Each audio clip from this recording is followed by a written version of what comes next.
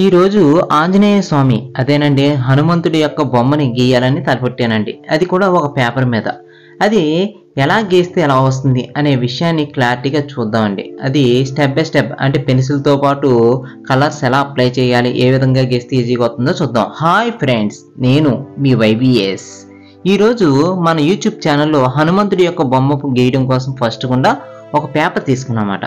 ఆ పేపర్ని పైన కింద ప్లాస్టర్ వేసిన తర్వాత ఒక వాటర్ బాటిల్ అంటే ఒక గ్లాస్లో వాటర్ వేసుకుని ఉంచామాట. దీంతో పాటు అక్రిలిక్ ఉంటుంది కదా, శారీ పెయింట్స్ వేసేటువంటిది ఉంది కదా, దాన్ని బ్రష్తో ఏం చేస్తున్నానంటే కలర్ కలుపుతున్నానండి. ఈ కలర్ కలిపిన తర్వాత ఆ కలర్ని అంటే ఆ వాటర్ ఉంటుంది కదా పలచగా ఉన్నది, దాన్ని ఈ పేపర్ మీద వేసి దాన్ని జాగ్రత్తగా చేస్తున్నానండి. చూడండి ఎలా కనిపిస్తుందో. ఆ వాటర్ కింద ఒరిగిపోయిన దాన్ని ఏం చేస్తున్నానంటే ఆ వాటర్ అంతా మొత్తం జల్లేసి అంటే పేపర్ నిండా చేస్తాను అన్నమాట. ఇలా బ్యాక్గ్రౌండ్ అనేది తయారు చేసుకుంటున్నానండి. అంటే ఇక్కడ స్కిన్ టోన్ టైప్లో ఎలా ఉంటుందో ఈ షీట్ అంతా ఆరెంజ్ షేడ్లో ఉంటే బాగుంటుందనే ఉద్దేశంతో ఈ కలరింగ్ అంతా చేసుకుంటూ జాగ్రత్తగా ఏం చేస్తున్నానంటే హ్యాండ్తో ఇలాగా మొత్తం అంతా సరిపోయే విధంగా నీట్గా చేస్తున్నాను అన్నమాట. చూడండి ఎలా కనిపిస్తుందో. ఇలా హ్యాండ్తో ఎప్పుడైతే చేసామో నీట్గా కనిపిస్తుంది కదండి. ఇలా చేసినటువంటి పేపర్ ఆరిన తర్వాత ఇలా ఒక పెన్సిల్ తీసుకుని మనం హనుమంతుడి యొక్క స్కెచ్ కావాల్సినటువంటి స్కెచ్ని చూసుకుంటున్నాం అన్నమాట. ఆ స్కెచ్ నేను గతంలో వేసినట్టు ఒక బొమ్మను తీసుకుని ఆ బొమ్మని పెన్సిల్తో స్కెచ్ చేస్తున్నాం అన్నమాట. చూడండి ఇక్కడ హనుమంతుడి యొక్క బొమ్మ ఎక్కడి నుంచి ఎంత సైజులో ఉండాలి, ఏ సైజులో ఉంటే బాగుంటుంది అనే ఒక ఐడెంటిఫికేషన్తో ఫ్రీ హ్యాండ్తో గీస్తున్నానండి. చూడండి ఇప్పుడు ఐబ్రోస్ అనేవి గీస్తున్నాం అన్నమాట. చూస్తున్నారా ఇలా ఐబ్రోస్ అనేది ఎందుకంటే మనం చాలామంది ఆర్టిస్టులు ఏం చేస్తారంటే కనుక కళ్ళ దగ్గర నుంచి మొదలెడతారు అనమాట. అయితే కళ్ళు అనేవి చాలా ఇంపార్టెంట్ అండి. ఆ కళ్ళుని కొద్ది పెద్దగా కనిపించే విధంగా దేవుళ్ళకి దేవతలకి అందరికీ కొద్ది కళ్ళు పెద్దగా కనిపించేది చూపిస్తామన్నమాట. ఐబ్రోస్లో కొద్ది గ్లో అనేది కనిపించే విధంగా నీట్గా ప్రజెంట్ చేస్తామన్నమాట. చూడండి ఇలా ఎప్పుడైతే మన స్కెచ్ అనేది నీట్గా గీసుకుంటున్నామో ఇలాగా స్టెప్ బై స్టెప్ ఎంత లెంత్లో ఉండాలి, ఏంటి అక్కడ కావాల్సింది ఏంటి, దాని ముక్కు ఎంత సైజులో కనిపిస్తుంది, ఏ రకంగా ఉంటుందని ఎనాటమీని ఫాలో అవుతూ నా ఓన్ స్కెచ్ అనేది తయారు చేసుకుంటున్నాను అన్నమాట. ఇప్పుడు హనుమంతుడి యొక్క బొమ్మ కూడా ఓన్ స్కెచ్ అండి. అంటే ఇది పేపర్లో అంటే నేను చిన్నప్పటి నుంచి చూస్తున్న విగ్రహాలు కానీ ఫొటోస్ కానీ యానిమేషన్ పిక్చర్స్ కానీ చూడడం బట్టి హనుమంతుడి యొక్క రూపురేఖలు ఇలా ఉంటాయి అని ఒక ఇమేజ్తో కొద్ది ఈ డయాగ్రామ్ గీస్తున్నమాట. అయితే ఈ మధ్యన హనుమాన్ అనే మూవీ వచ్చింది కదండి, ఆ మూవీలో కూడా సేమ్ ఇదే విధంగా కనిపించడంతో దీన్ని ఎలా డెవలప్ చేసుకుని జాగ్రత్తగా గీస్తున్నానండి. చూడండి ఎలా కనిపిస్తుంది. ఇలా గీసినటువంటి ఈ డయాగ్రామ్కి ఇక్కడ చెవులు అలాగే మెడ ఇవన్నీ ఉంటాయి కదండి, వాటన్నిటిని జాగ్రత్తగా చూస్తున్నామండి. ఇప్పుడు చెవి చూడండి, చెవిని జాగ్రత్తగా స్కెచ్చింగ్ అనేది ఇలా తీసుకుని ఆ చెవికి సంబంధించిన అంటే రింగ్ ఎలా ఉంటుంది, ఎంత సైజులో కనిపిస్తుంది అని చూపించుకుంటూ జాగ్రత్తగా ఇక్కడ ఏం చేస్తున్నానంటే మెల్లో ఉండేటువంటి రుద్రాక్ష మాలలు అంటే పూసల దండలు కానీ రుద్రాక్ష మాలలు కానీ కనిపిస్తాయి కదండి, అటువంటివి గీస్తున్నామాట. అలాగే ఇక్కడ హెయిర్ అనేది ఒక పక్క నుంచి నీట్గా ఎలా కనిపిస్తుంది, ఏ విధంగా ఉంది అనేది జాగ్రత్తగా పెన్సిల్తో నీట్గా చూపిస్తున్నానండి. ఇలా చేసిన తర్వాత నెక్స్ట్ వచ్చేటప్పటికి హెయిర్ బ్యాక్ సైడ్ హెయిర్ కూడా ఎలా కనిపిస్తుంది అంటే గిరిజాల జుట్టు టైప్లో నీట్గా కనిపిస్తున్న విధంగా నీట్గా తయారు చేస్తాం అన్నమాట. ఇలా చేసినటువంటి ఈ స్కెచ్ని ఇప్పుడు కలరింగ్లో తీసుకెళ్తున్నాం అన్నమాట. ఈ కలరింగ్ అనేది మన ఓన్ కలరింగ్ అయి ఉంటుందండి. ఎందుకంటే ఈ కలర్స్ని అంటే రెండు కలర్స్ని ఎక్కువ వాడతామండి. ఏంటి కలర్స్ అంటే కనుక ఆరెంజ్, బరన్సన్న, నెక్స్ట్ బ్లాక్, ఈ 3 కలర్స్తోనే మన వర్క్ అనేది కంప్లీట్ అవుతుందండి. చూడండి ఫస్ట్ ఆరెంజ్ కలర్తో నేను ఫ్లాట్ బ్రష్ జాగ్రత్తగా రాస్తున్నాను అనమాట. ఎక్కడైతే కళ్ళ దగ్గర కానీ అలాగే ముక్కు దగ్గర కానీ నీట్గా చూపిస్తున్నానండి. చూడండి ఎలా కనిపిస్తుందో. ఇలా హైలైట్స్ అంటే లైట్గా చూపిస్తూ అంటే ఎక్కర్లీ శారీ పెయింట్స్ కానీ వాటర్ కలర్స్ కానీ ఏదైనా సరే ఇలా లైట్ నుంచి డార్క్లో తీసుకెళ్తామన్నమాట. ఎప్పుడైతే లైట్ నుంచి డార్క్లో తీసుకెళ్ళామో ఇక్కడ కలర్స్ అనేవి చాలా ఇంపార్టెంట్ అండి. ఈ కలర్స్ని ఇలా ఫ్లాట్ బ్రష్తో అందంగా చేయడం ద్వారా ఇక్కడ వర్క్ అనేది ఇంప్రూవ్ అవుతుందండి మనకి. అంటే బ్యాక్గ్రౌండ్ ఒక లేయర్ అనేది తయారవుతుందని చాలాసార్లు చెప్పుకున్నాం చూడండి. అలాగే ఇదే కూడా ఒక రకమైన లేయర్ అనేది తయారవ్వాలనే ఉద్దేశం నీట్గా ఈ కలర్స్ని అప్లై చేస్తామన్నమాట. చూస్తున్నారా ఇలా ఎప్పుడైతే ఈ కలర్స్ అన్నిటిని నీట్గా ప్రజెంట్ చేసామో అలాగే బ్యాక్ సైడ్ ఉండేటువంటి హెయిర్తో సహా మొత్తం అంతా నీట్గా చేస్తున్నానండి. ఇలా చేసిన తర్వాత ఈ కలరింగ్ అనేది ఎంత అందంగా ఉంది, ఈ కలర్స్ని ఎలా ప్రజెంట్ చేస్తే బాగుంటుంది అనేది జాగ్రత్తగా చూసుకుని అలాగే హెయిర్ అనేది బ్లాక్గా ఉండాలి కాబట్టి ఈ బరన్ సేనాలో కొద్ది బ్లాక్ మిక్స్ చేసుకుని జాగ్రత్తగా ఈ హెయిర్ని చూపిస్తున్నాం అన్నమాట. చూడండి ఆ హెయిర్ స్టైల్ అంటే గెడ్డం కానీ అలాగే అతని యొక్క హెయిర్ స్టైల్ కానీ ఇవన్నీ ఎలా కనిపిస్తున్నాయి, బ్యాక్ సైడ్ ఉండేటువంటి హెయిర్ కానీ వీటితో పాటు ఐబ్రోస్ని కూడా జాగ్రత్తగా చూపిస్తున్నాం అన్నమాట. ఇలా నీట్గా ఎప్పుడైతే చూపించామో స్టెప్ బై స్టెప్ నీట్గా చేయడం మొదలుపెట్టామో అక్కడ రూపురేఖలన్నీ కొద్దిగా కనిపిస్తాయి అన్నమాట. ఇలా రూపురేఖల్ని ప్రతిదీ సరి చేసుకుంటూ నీట్గా బ్రష్తో ఇలా చేయడం ద్వారా ఏమవుతుందంటే కలరింగ్ అనేది అలవాటు అవుతుందండి. చూడండి, ఈ కలరింగ్ వల్ల హనుమంతుడి యొక్క బొమ్మ అనేది ఎలా వస్తుంది అంటే చాలామంది పిల్లలు కానీ పెద్దలు కానీ హనుమంతుడి యొక్క బొమ్మ గీసుకుంటారండి. అలా గీయడానికి ఈజీ మెథడ్లో కనిపించే విధంగా నీట్గా చిన్న టెక్నిక్ చెప్పడం కోసం ఈ బొమ్మ గీస్తుంది అనమాట. చూడండి ఎలా కనిపిస్తుందో.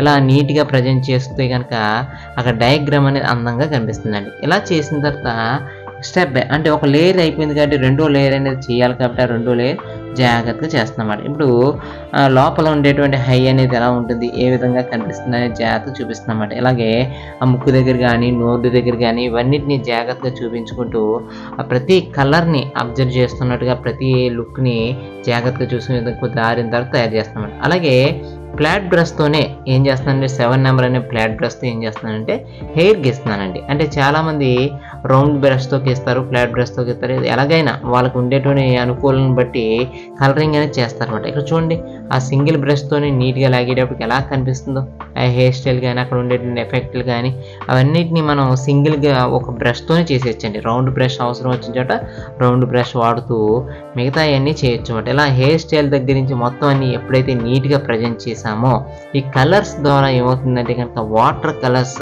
ఎలా కనిపిస్తాయో అలాగే ఈ శారీ పెయింట్స్ కూడా అద్భుతంగా కనిపిస్తాయండి. ఇలా అద్భుతంగా కనిపిస్తున్న ఈ కలర్స్ని మళ్ళీ నీకు ఏం చేస్తున్నానంటే ఈ లైట్ నుంచి డార్క్గా చూపించాలి కాబట్టి ఈ కలర్స్ని జాగ్రత్తగా తీసుకుంటూ ఆ గెడ్డం కింద కనిపిస్తుంది కదండి దాన్ని జాగ్రత్తగా అప్లై చేస్తున్నమాట. ఇలా ఎప్పుడైతే అప్లై చేసామో ఈ కలర్స్లో ఉన్నటువంటి గమ్మత్తు ఏంటంటే కనుక బ్రైట్నెస్ చూపిస్తుందండి. శారీ పెయింట్స్ ఎప్పుడు ఏం చేస్తాయంటే బ్రైట్నెస్ అంటే ఉందాదనంతో ఉండేటువంటి బ్రైట్నెస్ అయితే ఎప్పటికైనా కనిపించిందో అందంగా కనిపిస్తుందండి. ఇప్పుడు బ్లాక్ కలర్ అనేది డైరెక్ట్ తీసుకుని ఏం చేస్తున్నానంటే కనుక ఇక్కడ కన్ను అంటే ఐ అనేది చెప్తాం కదండి, కన్ను చాలా అందంగా ఉండాలని చెప్తాం కదా, ఆ కన్నుని ఎంత అందంగా ఉంటే బాగుంటుంది, ఎంత రౌద్రంగా ఉంటే బాగుంటుంది అని చూపించాలి కాబట్టి దాన్ని జాగ్రత్తగా డ్రా చేస్తున్నమాట. చూడండి ఎలా కనిపిస్తుందో. ఇలా కన్ను లోపల ఉండేటువంటిది మొత్తం అంతా గ్లోన్తో సహా నీట్గా చూపించాలి కాబట్టి దాన్ని జాగ్రత్తగా డ్రా చేస్తున్నానండి. చూడండి ఎలా కనిపిస్తుందో.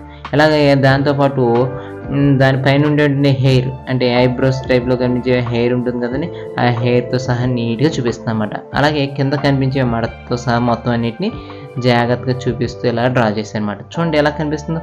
అలాగే ఐబ్రోస్ కూడా కొద్ది ఎత్తుగా కనిపిస్తాయండి, ఎందుకంటే హనుమంతుడికి కొద్ది పవర్ఫుల్గా కనిపించడం కానీ అప్పటికి వానర సైన్యం అంటే మనిషి మారుతున్నాడు, ఎలాగా మనిషి మానవుడిగా మారుతున్న క్రమంలో ఉన్నటువంటి కొంతమంది వానర సైన్యము కొద్ది తోక మూతు దగ్గర మారకపోవడంతో ఆ టైప్లో ఉన్నటువంటి వ్యక్తిగా ఉంటారన్నమాట ఎవరో హనుమంతుడు. అందువల్ల హనుమంతుడి యొక్క బొమ్మ ఎలా కనిపిస్తుందండి. అందువల్ల దాన్ని ఏం చేస్తున్నామంటే ఇక్కడ రెండు జాతులుగా కనిపించేటువంటి అంటే మనుషులు ఎలా ఉన్నారు, అక్కడ వానర సైన్యం అనేది ఎలా ఉంది అనేది వాల్మీకి గారు రాసినటువంటి గ్రంథం ప్రకారం చేస్తున్నామండి. చూడండి ఇక్కడ కనిపిస్తున్న హెయిర్ స్టైల్ని జాగ్రత్తగా ఈ రౌండ్ బ్రష్తో నీట్గా చేస్తున్నానండి, ఎందుకంటే హెయిర్ అనేది నీట్గా కనిపిస్తే బాగుంటుంది. అలాగే ఆ హెయిర్ స్టైల్లో ఉండేటువంటి ప్రతి పాయింట్ని జాగ్రత్తగా చూసుకుంటే కనుక ఈ కలర్స్ ద్వారా మన కలర్ స్కీమే కాకుండా అక్కడ ఉండేటువంటి అద్భుతమైన లైనింగ్ అనేది అర్థమవుతుంది అనే ఉద్దేశంతో ఈ కలరింగ్ జాగ్రత్త చేస్తున్నాం. చూడండి అలాగే ఎప్పుడైనా ఒక కలరింగ్ చేస్తున్నామంటే ఆ కలరింగ్కి తగ్గ వర్క్ అనేది ఎప్పుడు ప్రాక్టీస్ చేయాలండి. ఆ ప్రాక్టీస్ అనేది కరెక్ట్గా లేకపోతే కనుక ఏ వర్క్ చేసినా అది వ్యర్థం అవుతుందండి.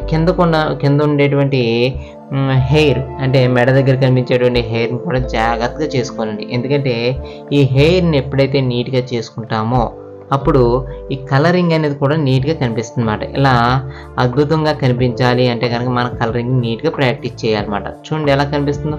అలాగే ఇక్కడ కనిపిస్తున్నటువంటి నోటి దగ్గర అంటే పెదాల దగ్గర కానీ అక్కడ కనిపిస్తున్న నోరు ఉంది చూడండి, ఆ నోటి దగ్గర కొద్ది బ్లాక్ కలర్తో నీట్గా లాగుతుంది అనమాట. చూస్తున్నారా ఇలా ఎప్పుడైతే నోటి దగ్గర బ్లాక్ కలర్తో నీట్గా లాగామో ఇక్కడ కలరింగ్ అనేది నీట్గా కనిపిస్తుంది అనమాట. ఇలా ముక్కు దగ్గర కానీ ఈ నోటి దగ్గర కానీ నీట్గా కనిపిస్తుంది. అలాగే హెయిర్ అంటే గెడ్డం కింద కనిపిస్తుంది కదండి, ఆ గెడ్డం ఎలా కనిపిస్తుంది, ఎంత అలా ఉండాలి, ఎంత దగ్గరలో కనిపించాలనే ఉద్దేశంతో దాన్ని జాగ్రత్తగా చూపిస్తూ ఆ కలర్స్ని నీట్గా ప్రజెంట్ చేస్తాం అన్నమాట. చూడండి ఎలా కనిపిస్తుందో. ఇలా ప్రతి కలర్ని అంటే మనం ఇక్కడ కలర్స్తో పాటు బ్రష్ని ఏం వాడుతున్నాం అనే విషయం కూడా తెలుసుకుంటున్నామండి. ఇలా నీట్గా ప్రజెంట్ చేయడంతో ఈ కలర్తో ఏంటంటే ఈ డయాగ్రామ్ అనేది ఎలా తయారు చేస్తున్నాం, ఏ విధంగా చేస్తే బాగుంది అనే విషయాన్ని జాగ్రత్తగా అర్థమవుతుందండి. చూడండి ఎలా కనిపిస్తుందో. అలా చేయడం ద్వారా మనం ఇక్కడ హనుమంతుడి యొక్క బొమ్మని నీట్గా ప్రజెంట్ చేస్తామండి. అలాగే ఇంకొకసారి ఏం చేస్తానండి, ఈ ఆరెంజ్ కలర్లో కొద్ది బ్రౌన్ కలర్ని కలిపి ఇక్కడ ఉండేటువంటి హైలైట్స్ ఎక్కడైతే కనిపిస్తున్నాయో ఆ హైలైట్స్ నీట్గా లాగుతుంది అన్నమాట. చూడండి ఎలా కనిపిస్తుందో. ఇలా ఉండేటువంటి హైలైట్స్ని నీట్గా తీసుకుంటూ ప్రతి స్ట్రోక్ని అందంగా కనిపించే విధంగా నీట్గా ప్రజెంట్ చేస్తామండి. ఇలా ప్రజెంట్ చేయడంతో ఏమవుతుందంటే అందమైన కలర్సే కాకుండా అక్కడ ఉండేటువంటి స్టైల్ అంటే ఈ కలరింగ్ స్టైల్ అని నీట్గా కనిపించాలంటే కనుక ఇంకా హైలైట్ చేయాలి, ఇంకా డార్క్గా వెళ్ళాలి అనే తెలియచేయడం కోసం ఈ కలరింగ్ నీట్గా చూపిస్తున్నానండి. చూడండి ఎలా కనిపిస్తుందో. ఇలా ప్రతి కలర్లో హైలైట్స్ అనేవి జాగ్రత్తగా ఫాలో అవుతూ ఈ కలర్స్ని జాగ్రత్తగా ఇంకా నీట్గా ప్రజెంట్ చేసుకుంటూ వెళ్తే కనుక ఈ కలర్స్ని ఇంకా నీట్గా చేసుకుంటూ వెళ్తామన్నమాట. ఇలా ప్రతి దాంట్లోని కలరింగ్ అనేది బేసిక్స్ అని జాగ్రత్తగా తెలుసుకుంటే కనుక ఆ కలర్స్తో పాటు ఇక్కడ ఉండేటువంటి మెల్లో ఉండేటువంటి రుద్రాక్షమాల ఇవన్నీ కనిపిస్తాయి కదండి, వాటిని అన్నిటినీ జాగ్రత్తగా అలంకరణగా కనిపించే విధంగా నీట్గా చూపిస్తాం అన్నమాట. ఎందుకంటే ఋషులు కానీ మహర్షులు కానీ అందరూ రుద్రాక్షను ధరిస్తూ ఉంటారు కదా, అటువంటివన్నీ కొద్దిగా హైలైట్గా కనిపించారు కాబట్టి నీట్గా చూపిస్తామంట. ఒక పక్కన డార్క్నెస్, ఒక పక్కన లైట్నెస్ కనిపించడం కోసం నీట్గా చూపించానండి. దీని మీద ఇంకా నీట్గా కనిపించాలి, ఇంకా చెయ్యాలి అనుకుంటే కనుక ప్రతి కలర్ని ఇంకా హైలైట్ చేసుకుంటూ డార్క్నెస్ అంటే దాని యొక్క నీడతో సహా చూపించవచ్చు అన్నమాట. చూడండి ఎలా కనిపిస్తుందో.